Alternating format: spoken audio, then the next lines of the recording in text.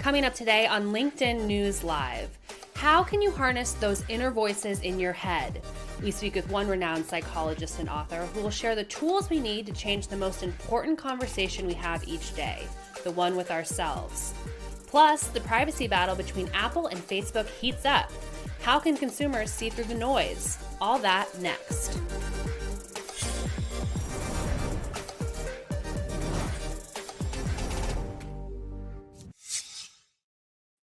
Hello, I'm Caroline Fairchild, and welcome to LinkedIn News Live, where the business conversation begins with you. It's February 4th, and here's a quick look at the top headlines trending right now on LinkedIn. Jobless claims fell for third straight week. DNA testing provider 23andMe is going public, and Apple and Facebook square off in a privacy battle. Let's take a deeper look into that story. After Apple announced an update to its OS that will allow its users to opt out of data tracking, Facebook said the move would hurt small businesses that rely on its platform for advertising. The social network recently announced plans to help users track their iPhones and iPads. Joining us now to discuss is Ryan Patel. He's from the Drucker School of Management and a business executive. Ryan, this feels very tit for tat between these two tech companies. Talk to us about where this started. Well, you put Tim Cook in a room and Mark Zuckerberg in a room. I'm gonna pay to watch that pay-per-view because the popcorn is coming. Because this is all coming down to Facebook changing the model, right? Apple is saying, and they're trying to build themselves as a trust company, that they're giving consumers the right to see if they want to get personalized ads toward them. Well, let's take a step back. Facebook's model, the way that they got valuated was you're giving up information to be on the platform. And 5 years ago, that was okay. Consumers were willing to do that. Now, that is not okay, and Facebook is speaking up because they have their revenue tied to advertising. And if Apple does this, Facebook knows that there will be some consumers on the platform. They will choose to opt out not to get those personal ads, and that means for Facebook less revenue streams that they can go out to do. Well, no one likes change, particularly when there are millions, if not billions of dollars at play here. So what is Apple's new privacy plan? Well, in essence, what they're trying to do is really focus on, every app. In essence, they're vetting every app, and you're going to allow the consumer now is going to have the choice to opt in to that app if they wanted to have personal targeted ads. In essence, Apple's trying to be the buffer and to allow the consumer to choose, which is really new. That hasn't been the case. But, while this back and forth may be the headline, I want to really dive into Apple's strategy. They're trying to build trust, not just their services company. They're trying to, anything they touch, they know that data security, cybersecurity, something in the future, that if you don't have that trust, nobody will continue with your product. And so I think Tim Cook is putting the gauntlet down. He's not stepping down on this specific aspect because it's a bigger play, not just Facebook. And we're seeing this across a lot of tech companies right now where they're doubling down on trust with their customers. I'm curious, how is Apple approaching this? What did they do wrong before that they're trying to correct maybe now? Well, I think it's, for Apple, there's always been some mystery behind it. Who's got the data? In the past, can they track you? Can they not? Even during criminal searches, I think they're trying to be which is the right move. Just be transparent. Be transparent where you are. If you're not, if you're doing something wrong, say that we're grabbing your data. I think the problem now in society is that, not the problem, but it's a great thing. Consumers now have a voice. They can hurt you in the wallet by not buying your product. They can also hurt you at Wall Street if you're doing something wrong. And that has changed. So that forces companies, not to say Apple wasn't wanting to go that route, but it also forces companies to want to be more transparent and educate their consumer, which I think Apple is here too. They're educating all of us as consumers, saying this is what we're doing. This is what you all should be doing, asking about where your data is going for other apps as well. So Apple is billing this as more trust. You can trust us now. We're telling you what we're doing with your data. But Facebook is saying that this is really going to hurt small businesses. Is it? Well, they came out and said 60% that it will hurt small businesses. They usually use a term called return on ad spend is what they're trying to do. And that's a high number. I don't know if it's meticulous to that data. Will it hurt some small businesses on their ad spend? Sure, it will, because that small businesses spend money and they have a return on revenue on that. However, if consumers start asking questions, and same with small businesses going, well, I should be transparent more with how we deal with data, which I think the trend is going that way, then those small businesses will find other ways to get ad spend to get in front of the consumer, because if the consumer is not on that platform. So it's a catch-22 that Facebook is using small businesses, that it will hurt them. It's up to the small businesses also to be nimble and to go with the trend and not go in the same route. Like you said, it's hard to change when things are going really well.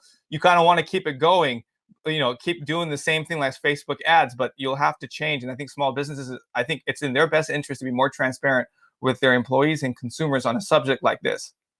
Well, Ryan, let's get to the drama of this story. When did this relationship between Zuckerberg and Cook become popcorn-worthy eating, as you said? I want to bring up something that Mark Zuckerberg said recently about Apple's business. He said, Apple may say they're doing this to help people, but the move clearly track their competitors' interests. We and others are going to be up against this for the foreseeable future. And then Cook spat back something that was, I would say, just as nasty, if you ask me.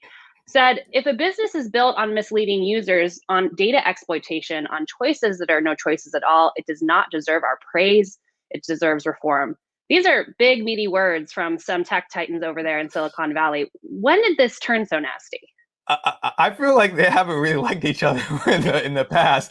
I think as a holistic view, look at what happened with the Face app, and I think just the tension was starting to come when Apple started to get larger and getting into that business. I mean, to the LinkedIn community that's watching this live, would you pay to watch this? One, watch Tim Cook and Mark Zuckerberg go back, and two, would you opt out on a personalized ad app too if you knew that they were taking your data? I mean, what you see in the chat box right now, Caroline, is probably why Tim Cook is really saying this is the future and trend. And I think Facebook continues to pull back. And for Tim and Mark, where it really is that the struggle for Apple's revenue stream to go further up, this is the only route. Like, you have, to be Apple, to be the shiniest brand out there. That's where, I think Tim Cook is empowered to speak on behalf of his employees. And you can see that wasn't nice. Tim Cook laid it down. Like, there needs to be reform, and he's being direct. He's being, this is a new age for business leaders to believe in what they stand for, even if it is a partner of theirs, which Facebook, is. They're more than a partner, Ryan. These are two companies that rely on each other in terms of their basic business model. Facebook needs their app to be on Apple's phones, and Apple needs Facebook in order for people to spend time on Apple phones. So is this in either of their best interest? Shouldn't they just get along? Yes and no. I mean, a yes meaning like if they both want revenue stream, but like I said, I think Apple is trying to set itself apart from its competitor. They're in a competitive industry as it is, and they have more other ventures that they want to do. You saw the headline that they're potentially partnering, getting an Apple Car with Kia in a couple years. They're not, they are building a whole company with a portfolio of trust, which I think is the right move. When you say trust will build, Apple doesn't want anyone to leave off their platform. And if Facebook isn't a part of their mission and values, no matter how much money, I mean, that's what Tim Cook is saying, that it's not a part of the values of what Apple stands for, you have to move on. Otherwise, consumers will see you're fake about it. So to me, I think I can see why they're doing this, is to move on to the values that they're saying that they believe in. And this is one of the things that they felt that this was the last straw. Well, Ryan, I'm sure this is not the last installment that we'll see in this story. Be sure to keep following it.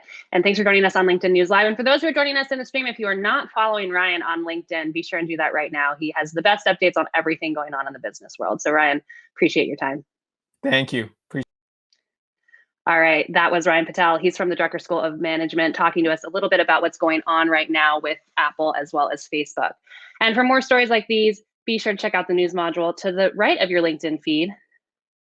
Or if you're in mobile, you can click into that search box.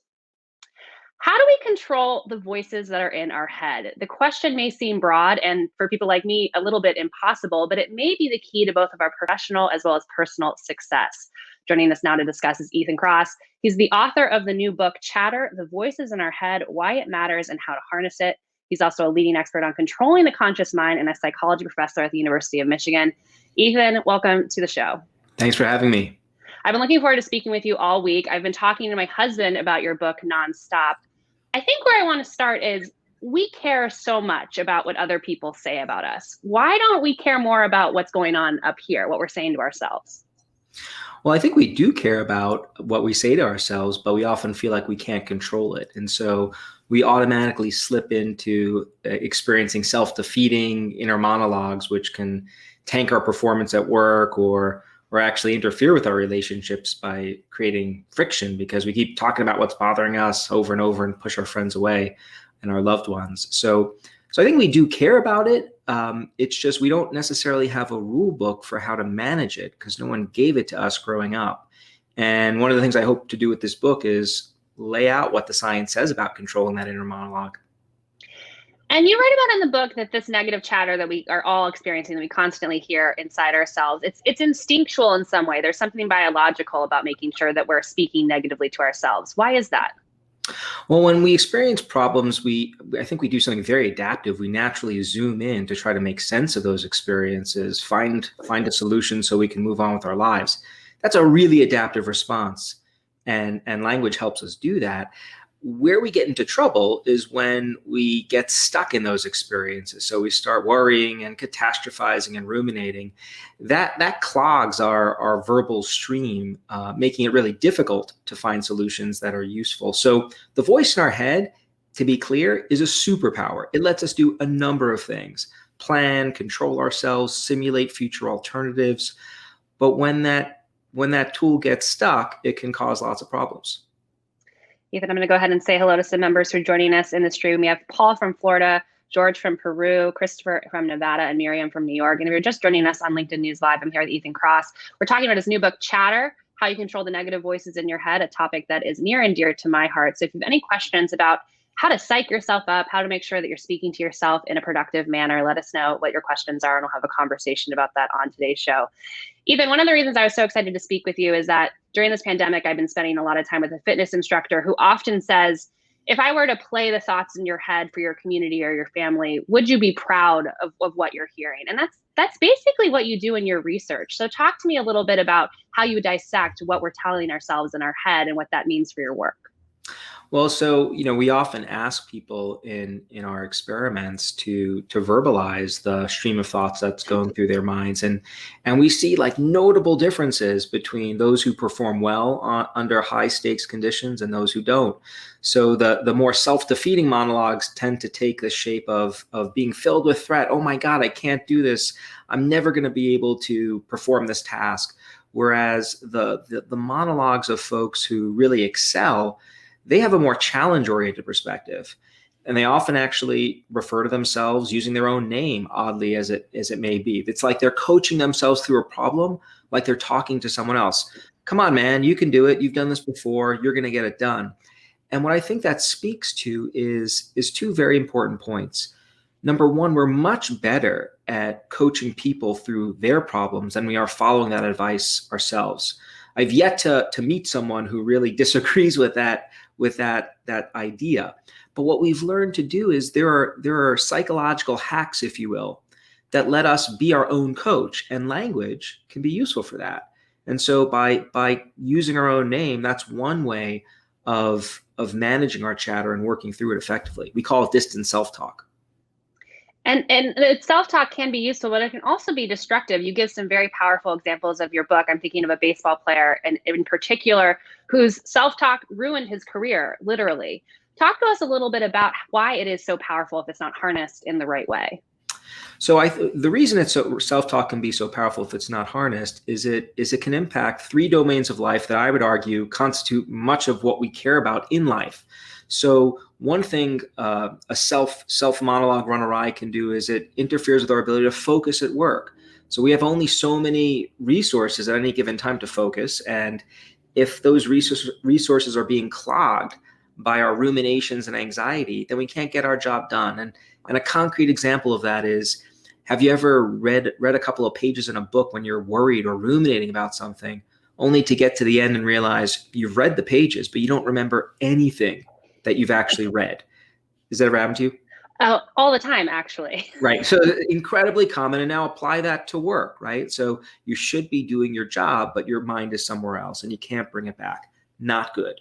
So it can powerfully undermine performance. It can also create problems in our relationships, right? Think about being in a meeting and a colleague talking to you, but you're not hearing what they say. or you're monopolizing the time because you're talking about your concerns and your problems, pushing that person away. So we know it can create relationship difficulties. And lastly, and equally important, it could damage our physical health, because what chatter can do is it can take an adaptive response, a stress response, which is a good thing. When we're experiencing threat, we want to be able to quickly, flee or approach that stressor. What chatter does is that it keeps that stress response alive. So we keep thinking about the stressful experience over and over and over again. And that can exert a wear and tear on the body that's been shown to predict all sorts of physical maladies like cardiovascular disease, certain forms of cancer, and other not pleasant physical states. So I think the stakes here are really high, but the good news is that there are lots of science-based tools that exist for managing this inner monologue run awry. And that's in fact what I've spent most of my career studying. And I know the stream wants to get to those solutions shortly here, but I do want to bring in some questions and comments that I'm getting from the stream. Vicky says, I love that critical voice of reason in my head. It's my voice of reason. Without it, I wouldn't know what direction to go into. And then Sean asks, what if you're struggling with a valid criticism? What if it's something you really should pay attention to? So the question here is there value in listening to our inner critic? Oh, I love these questions. And I think it speaks to, there's a movement nowadays that suggests we should always be positive. We want to fill our minds with thoughts that are the equivalent of cupcakes and warm cups of tea. Look, I love cupcakes and warm cups of tea and positive thinking. It's great. But negativity in small, manageable doses is elegantly adaptive. I would not wish for a life free of any kinds of anxiety or honest self-critique. That's really good. That lets us learn from our mistakes. It lets us plan for the future in adaptive ways. I experience a ping of anxiety before a presentation that mobilizes me to prepare. I'm not giving that up. What chatter is, and what gets really harmful, is when that little small dose of anxiety or criticalness morphs into a cloud that sticks with us over time. It's a perseveration.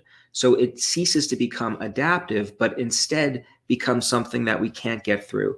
And that's the real difference. It's not about not being negative. It's about not letting that negativity consume us over time.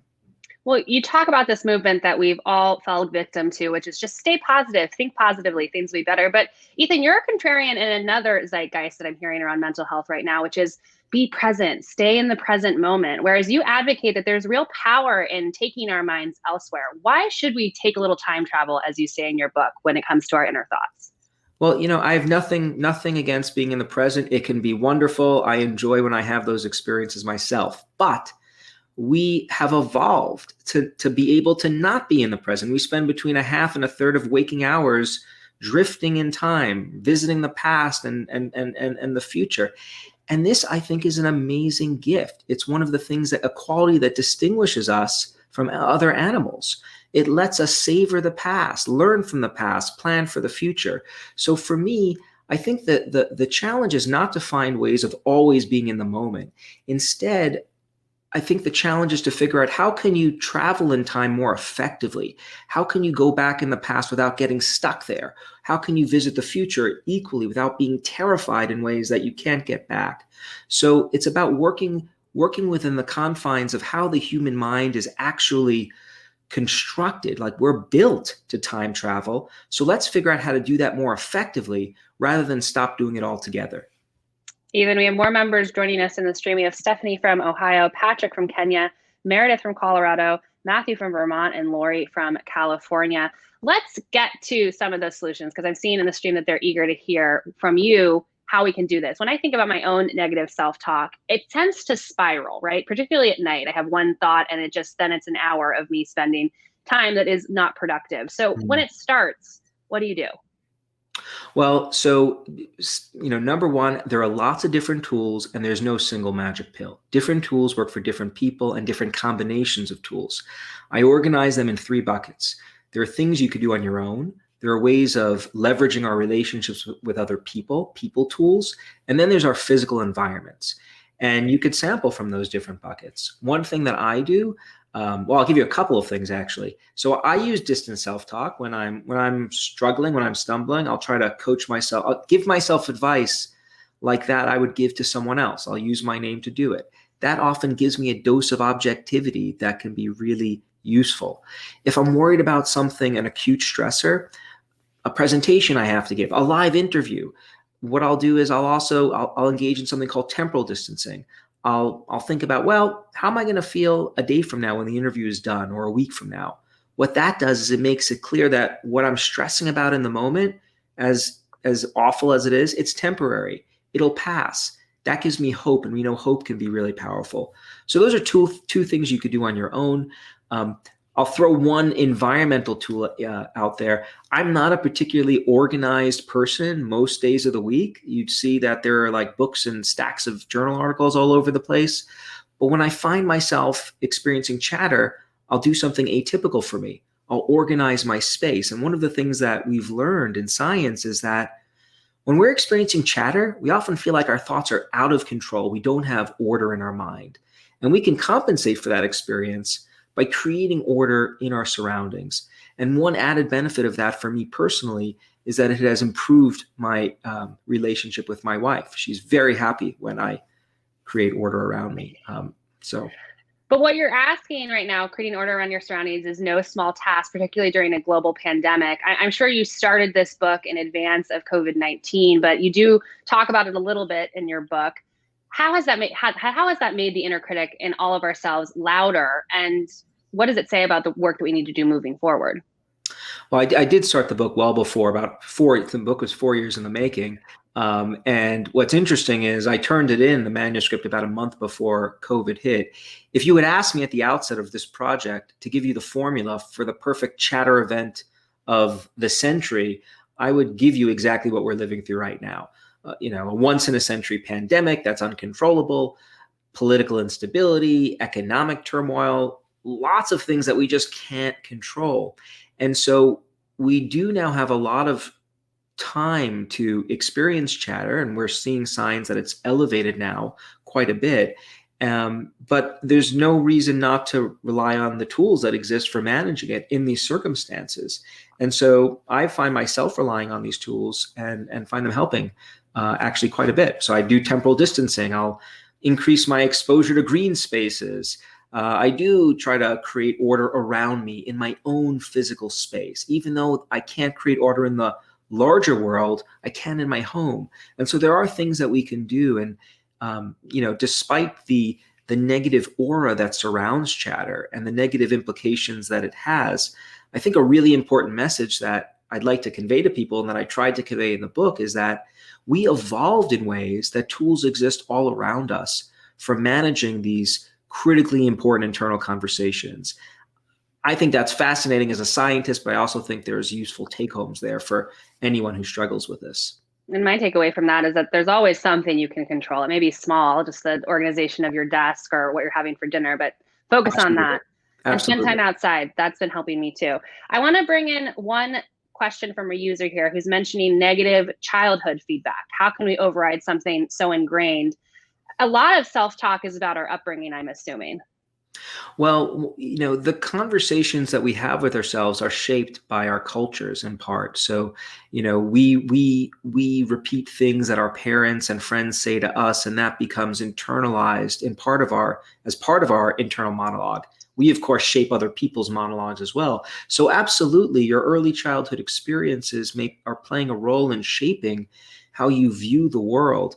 But there's no reason to believe that the tools that exist for managing chatter experiences can't be useful for addressing concerns that are idiosyncratic to you. One of the notes that I leave the book on at the end is there's a challenge I think that all readers face, and it's the same one that I think scientists are facing right now in the lab, which is to figure out what are the unique combinations of tools that work best for different people, given the own unique way that we all approach this world. And so I think there's some self-exploration to be had about what are the unique blends of tools that work best for people.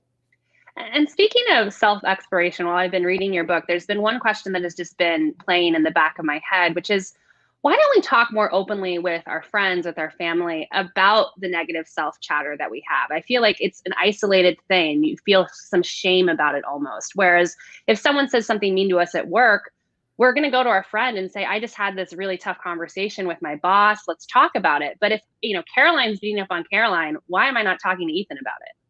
Well, I think this is a great question, and I hope the book helps address this, helps normalize this experience that we all, many of us, say things to ourselves and thinks things that are not flattering, that we wouldn't want to share with others.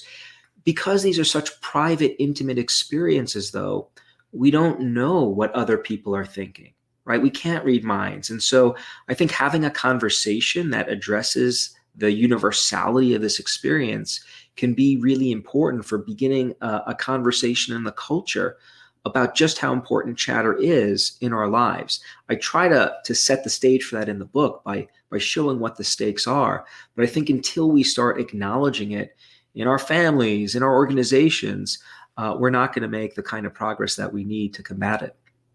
I certainly agree. And I don't think the stakes have ever been higher as we've been talking about mental health throughout this pandemic. Ethan, I'm so enjoying your book, and I am so happy that you were able to join us here on LinkedIn News Live. Thanks so much for having me. It was a ton of fun. That was Ethan Kross. He's the author of the new book, Chatter. All right, tomorrow on LinkedIn News Live, you get a sense of what goes behind the interview process with my colleague, Andrew Seaman. He'll be here on the LinkedIn News page at 12 Eastern, talking to Camera Tuffalo about exactly that, the behind the scenes of what happens when you go in for an interview. I'm Caroline Fairchild. Thanks so much for joining us on LinkedIn News Live.